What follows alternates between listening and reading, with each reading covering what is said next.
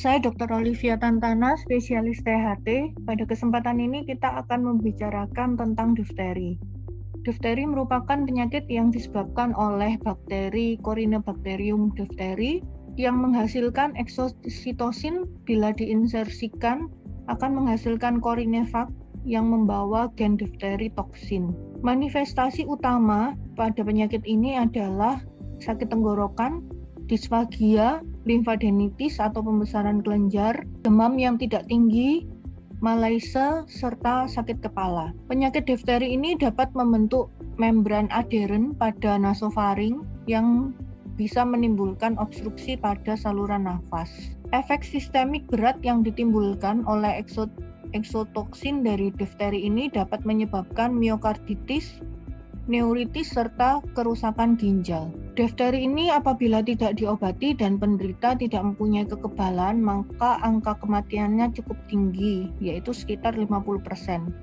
Sedangkan apabila mendapat terapi, angka kematiannya bisa mencapai 10%. Tingkat kematian difteri rata-rata 5-10% ini pada anak kurang dari 5 tahun dan 20% pada dewasa di atas usia 40 tahun.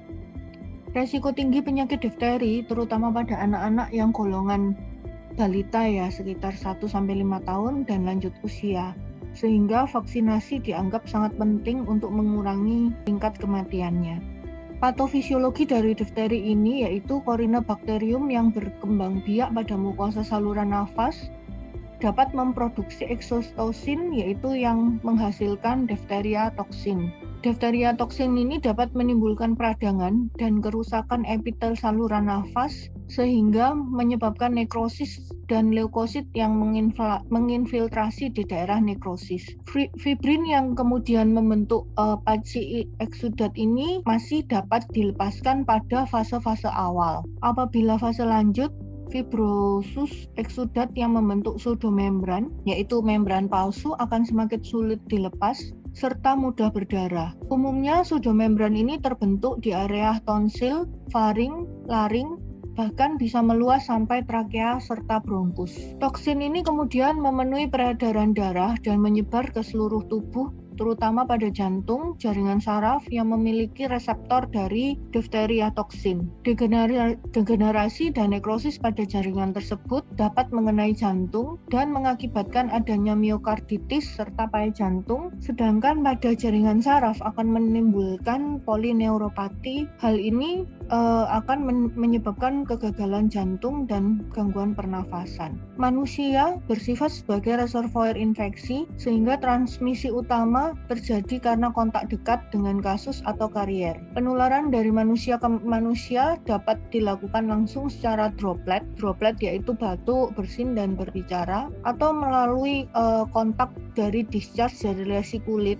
Jadi apabila kita terluka terus terkena droplet dari pasien dengan difteri bisa tertular ya, tapi apabila kulitnya intak atau bagus maka tidak bisa menular. Sedangkan secara tidak langsung melalui debu, baju, buku, dan barang-barang yang terkontaminasi karena bakteri cukup resisten terhadap suhu panas, suhu dingin, dan kering.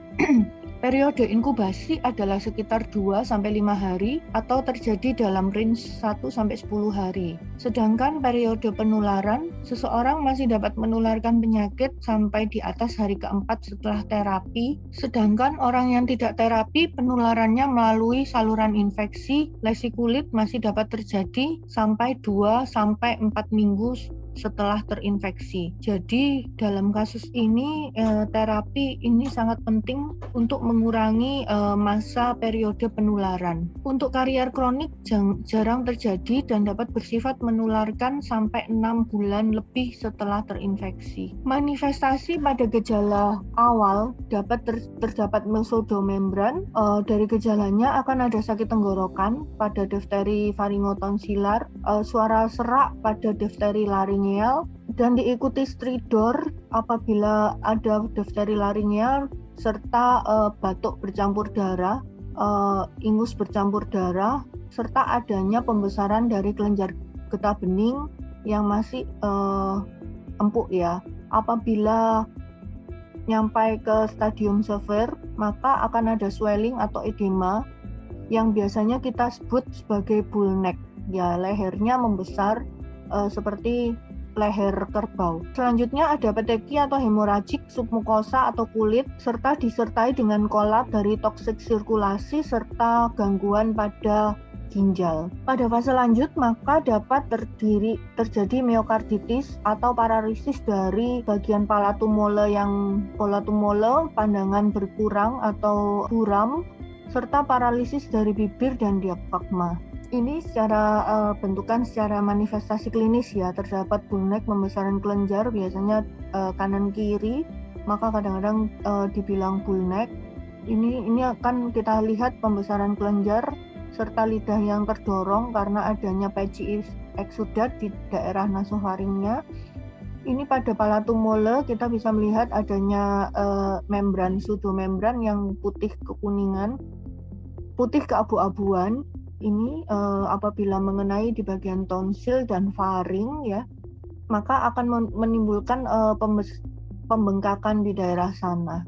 Ini merupakan diagnosis banding ya, bedakan kalau dibentuknya di difteri dia akan membentuk patch ya yang padat. Tapi kalau misalnya ini kalau di diagnosis banding pada tonsilitis itu bentuknya mengikuti kripta-kripta dari tonsil. Pemeriksaan fisik yang harus dilakukan adalah pengukuran tanda vital, terutama suhu, palpasi pada kelenjar getah bening di leher, inspeksi pada dinding faring, tonsil, uvula, antrum nasal untuk melihat membran, luka, dan lesi kulit, serta perlu dilakukan swab kultur. Untuk tata laksana pada kasus difteri dimulai dengan pemberian anti-difteri serum atau ADS serta antibiotik tanpa perlu konfirmasi laboratorium. Jadi kita kalau curiga kuat ya adanya difteri, maka kita tidak perlu menunggu hasil dari lab, tapi tetap melakukan baik kultur maupun hapus tenggorokan atau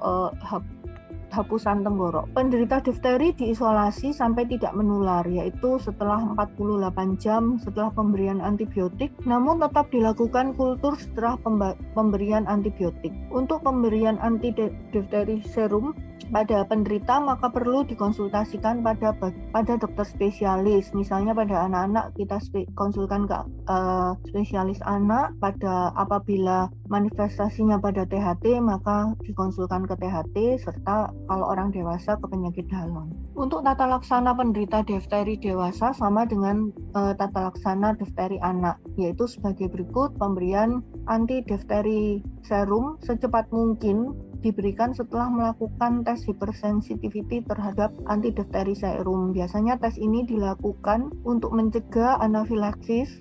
Bisa dilakukan tes uji kulit ya dengan menyuntikkan 0,1 anti-difteri serum dalam larutan fisiologis secara intrakutan. Kita tunggu selama 20 menit. Selanjutnya apabila indurasi dari bekas suntikan itu lebih dari 1 cm atau 10 mili, maka uji kulit dihasilkan positif. Berarti kalau uji kulitnya positif, maka sebaiknya anti-difteri serum diberikan dalam tetesan lambat. Selanjutnya kita perlu menegakkan diagnosis melalui kultur bakteri yang tepat. Jadi kita berikan ADS dulu, selanjutnya dilakukan diagnosis dengan kultur bakteri yang tepat dan diberikan pemberian antibiotika. Biasanya yang terbanyak adalah penicillin rokein, yaitu 25 sampai 50 ribu unit per kilogram berat badan dengan maksimal dos 1,5 juta selama 14 hari, atau per oral menggunakan eritromisin atau injeksi diberikan 40 mg per kilogram berat badan maksimal 2 gram per hari dengan interval 4 kali sehari atau 6 jam selama 14 hari. Kita perlu melakukan perawatan suportif termasuk untuk pertahanan atensi saluran nafas yang terpenting ya, karena membran dari laring serta faring ini ekstensif sehingga dapat menimbulkan obstruksi saluran napas, serta dilakukan observasi jantung,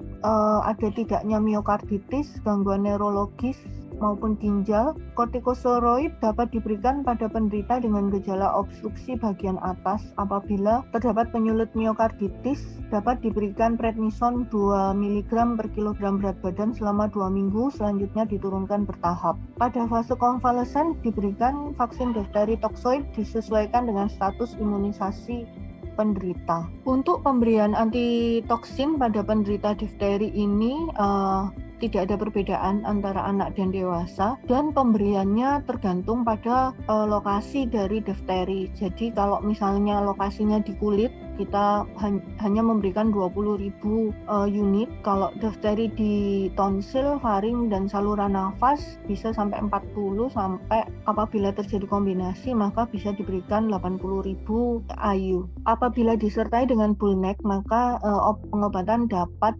diberikan 80.000 sampai 10.000 IU. Terima kasih.